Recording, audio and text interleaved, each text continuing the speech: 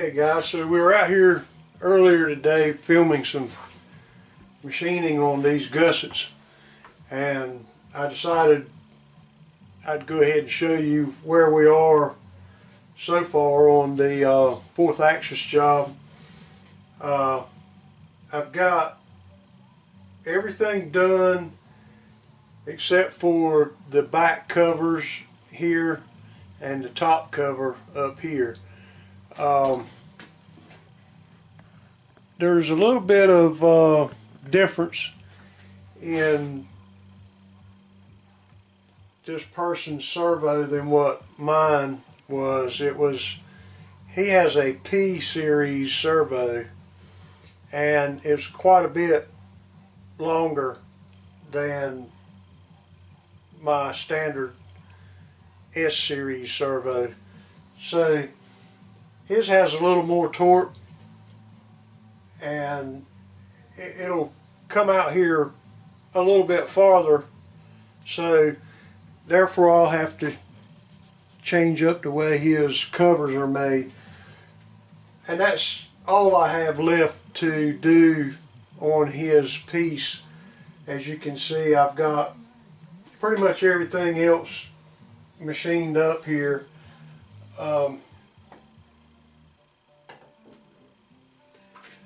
I got the internal bore of the mounting plate here machined out good and true. I left material inside and I finished it up on the lathe so it would be good and true on the inside, and seems to be pretty nice inside there.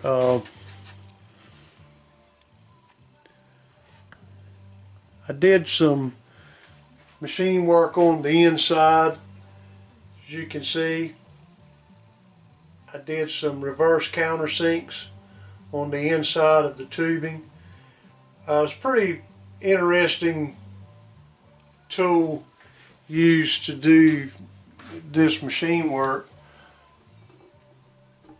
I picked it up off of eBay. It's not, I couldn't find the correct angle, but it'll serve the same purpose and it will work fine for this application.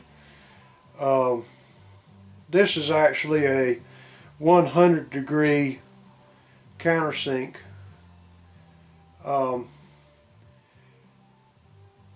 It would have been better if I could have found a 80-degree or 82-degree, but I looked and looked all over, and well, at least I looked on eBay anyway. They're not cheap. They can get fairly expensive, but I did find a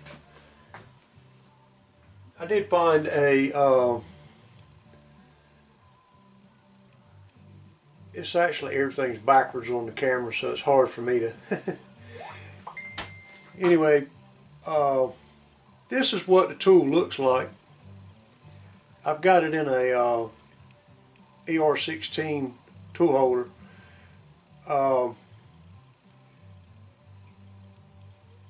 This little tool is used to do these countersinks on the inside there. You take this tool, and I'll zoom out a little bit here so you can see what's going on. You take this tool, and it has an arbor, and you can see it has a special groove in it there on the end. It's flat on one side. I don't know if you can see it there against that black, but it's flat there on the end. So the tool has a flat groove cut in it, and if you look through on the inside, you'll see that one flat side there. When you stick this in, you stick this in here, and you line up that groove with the slit in the notch in the end of the tool or end of the arbor, and then when you start cutting, it turns it against the flat spot and it begins to remove material. So you do all your machining below and pull it up into the material. This is not something that I'm doing by program. I do this on the MDI side of the machine or the manual side of the machine. Most of the time I use my pendant and I put it on 1/1000 increments, and I just dial it up slowly and let it ease into the material, and I machine it to whatever depth that I'm desiring to go on the countersink. It works pretty well. It's kind of a manual operation. It's not anything that you would be trying to do in the middle of a program. But it does give you the opportunity to use the entire inside of this piece of tubing that this 4th axis requires you to do, because you have to have the gear that goes inside is taking up pretty much the entire inside of that surface, and you need that flat in there. You need that screw to be out of the way. So, and there's only 1/4 of an inch of material. You could possibly go in there, but you would also have to reverse counterbore it if you used a low profile socket head cap screw. So at any way, this tool, I thought it was pretty neat. I've done a video on it before, and I used this tool to do this inside of this tubing. It does a very nice job. I didn't have the tool holder when I used it the first time. I just chucked it up into the spindle with a collet and performed the machining with it. But it does a very nice job, as you can see there. And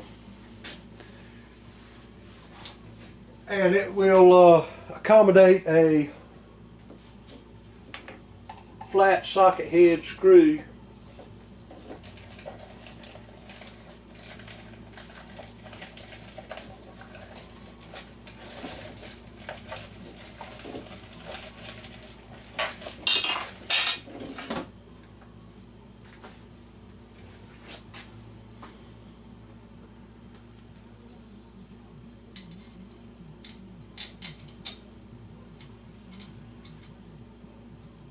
Plenty of room there for the screw to fit in. Plus the angle is a little bit more angle than what you need, so you end up with a little more room than what you particularly desire. But it'll still hold this. There's nowhere near enough load on here to cause any problems. So, but I thought it was an interesting tool, and you don't see it much. But it is out there, and if you have the need for it, you can pick them up.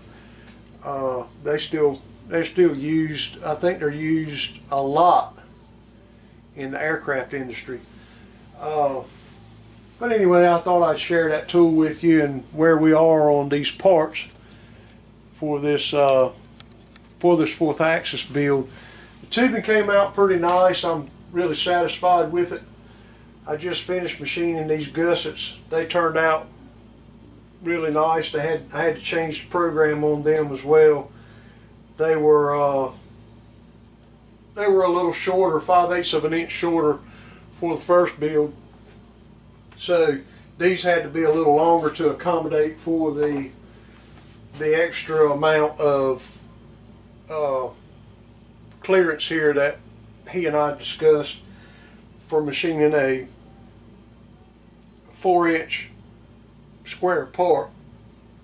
This will give you plenty of room off of the table. You won't have to have, he won't have to use a real thick spacer or anything. He'll be able to get 4-inch square part in his 4th axis with no problem. So okay guys, well that's a little update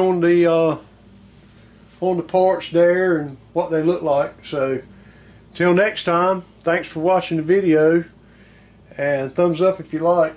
Subscribers are welcome.